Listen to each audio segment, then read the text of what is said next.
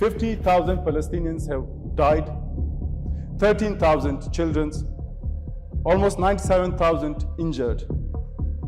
United Nations, human rights organizations such as Amnesty International have all declared this as one of the genocide of the 21st century. This is a video of Jordan Peterson talking about Israel-Palestine at Oxford University. You do not want to miss this video. Stick around for the whole thing. Let's talk about it after. And please share what you think in the comments section, because I think that it is important we continue this dialogue in the comments section on YouTube. The Israel Gaza War. On October 7, 2023, you tweeted, "Give them hell, Netanyahu." Since October 7, 50,000 Palestinians have died, 13,000 children, almost 97,000 injured. United Nations, human rights organizations such as Amnesty International have all declared this as one of the genocide of the 21st century. Are you satisfied with your tweet? And did you get what you're asking for?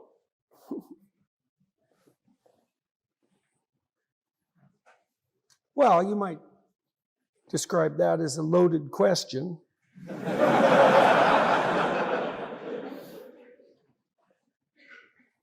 I would say that I'm not satisfied about anything that's happened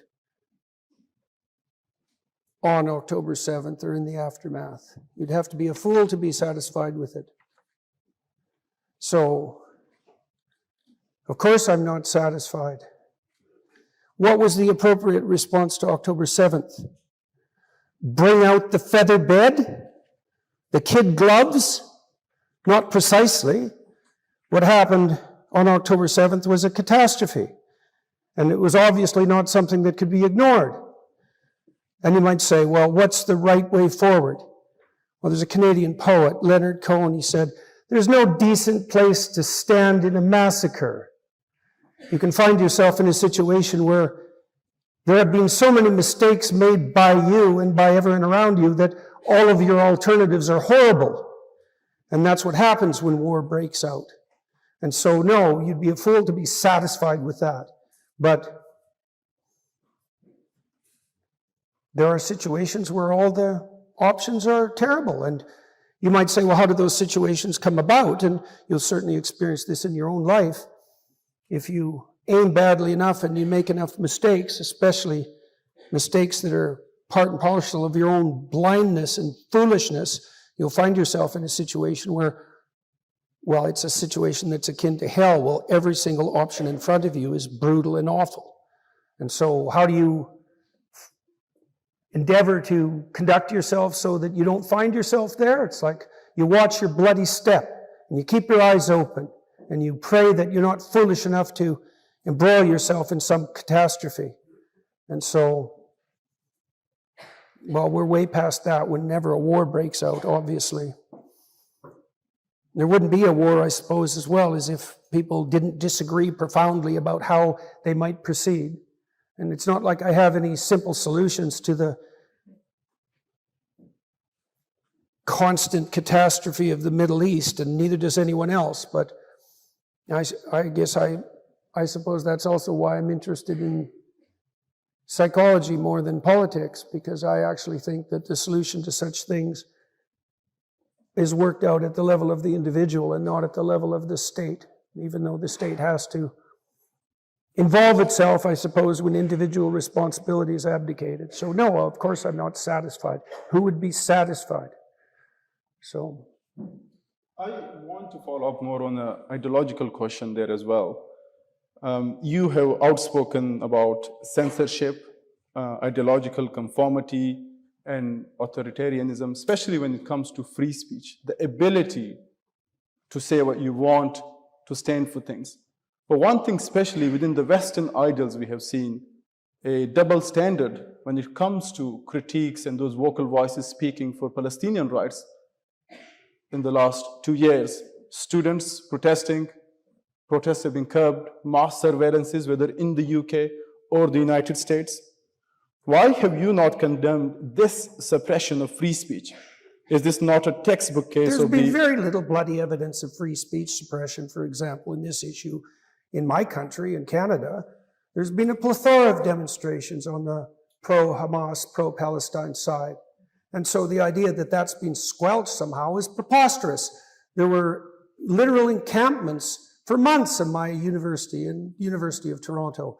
And I can't imagine a situation where a more contentious issue had been allowed more free expression than the protests that emerged in the aftermath of October 7th. So I see no evidence whatsoever for a double standard. Quite the contrary, I would say.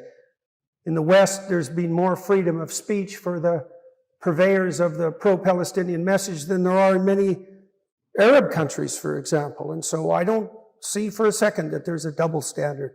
Now, does that mean that there's even-handed and perfect justice at every moment with regards to all of the elements of discourse around October 7th? Well, obviously not, because nothing is perfect. But to construe that as prejudice on the part of the West, particularly in relationship to the legacy media of the universities, if anything, they've erred on the opposite side. And we've seen a dreadful rise in, say, anti-Semitic sentiment and so forth in the aftermath of October 7th. So I think the notion that there's a double standard that's differentially punished those who rose to support the Palestinian cause, I think that's a preposterous claim. I don't see any evidence for that at all. Well, let me give you some evidence. I mean, supporters of Palestinians, especially students in the US and this country, were blacklisted.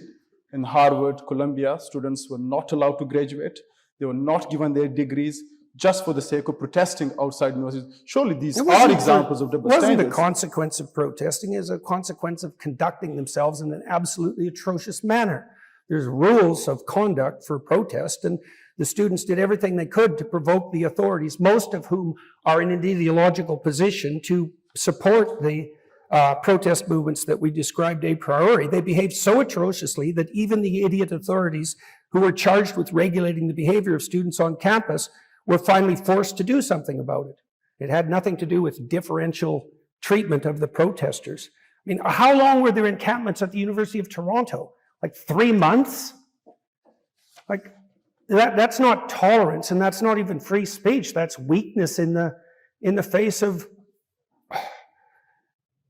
It's weakness in the face of preposterously narcissistic and coercive behavior. And so I don't buy any of the presumptions that underlie that question. I come from the sports and basketball world. And as a fan of the Boston Celtics, I'm allowed to go to a Boston Celtics game. And let's say that they're playing the Los Angeles Lakers. If I'm sitting near Los Angeles Lakers fans, we are obviously rooting for opposing teams. I'm allowed to disagree with them. I'm allowed to shout at them. I'm allowed to maybe talk a little bit of smack. But there is a limit at which I am allowed to be verbally violent.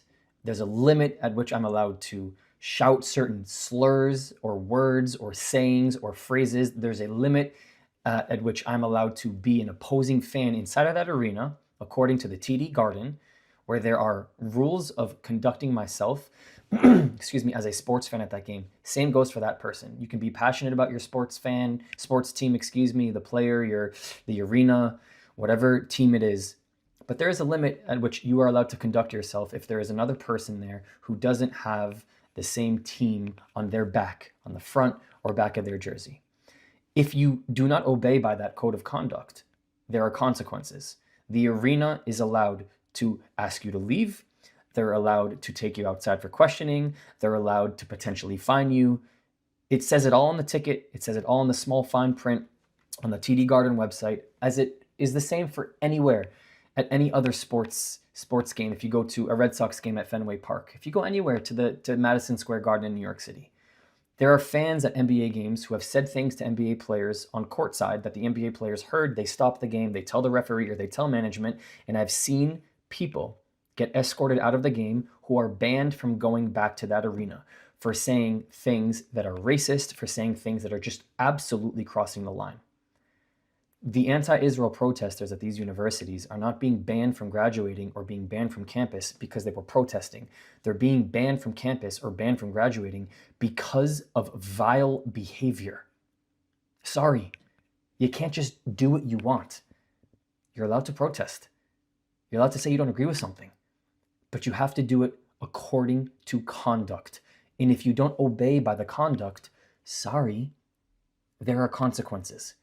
And it's mind-blowing to me that at a university like Oxford University, Jordan Peterson has to sit on stage and explain this. And you see him get frustrated at the end of this video. And he's sitting there and he's just like, why do I have to explain this to these prestigious students? Clearly this prestige, this level of academia here, sure, 4.0 in the books. But when it comes to the street smarts, boy, oh boy, do they have a lot of learning to do.